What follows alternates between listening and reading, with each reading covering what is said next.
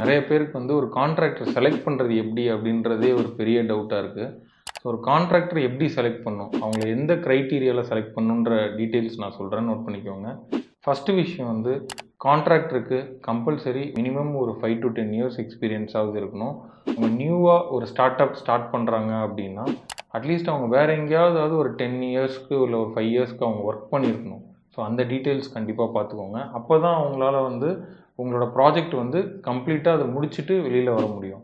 Second வந்து ஒரு கான்ட்ராக்டருக்கு வந்து முக்கியமான விஷயம் என்னென்னா, அவங்க வந்து கோஆர்டினேட் பண்ணணும். கோஆர்டினேட் யாருன்னா ஆர்கிடெக்டை கோஆர்டினேட் பண்ணணும், ஒரு ஸ்ட்ரக்சரல் இன்ஜினியர்கிட்ட கோஆர்டினேட் பண்ணணும், அப்புறம் அவங்களோட சீனியர் இன்ஜினியர்ஸ்கிட்ட கோஆர்டினேட் பண்ணணும். ஸோ இந்த கோஆர்டினேஷன் இருக்கணும் மெயினாக. ஸோ அப்போ தான் வந்து நம்மளோட ப்ராஜெக்ட் வந்து நல்ல ஒரு அவுட்கம்மாக வரும். நீங்கள் எதிர்பார்க்குற அந்த ஏஸ்தட்டிக் டிசைன்லேயே உங்களுக்கு கிடைக்கும். இது தவிர உங்களுக்கு வேறு ஏதாவது பாயிண்ட்ஸ் தேவைப்படுது அப்படின்னா கீழே இருக்க நம்பருக்கு காண்டாக்ட் பண்ணுங்கள். தேங்க்யூ.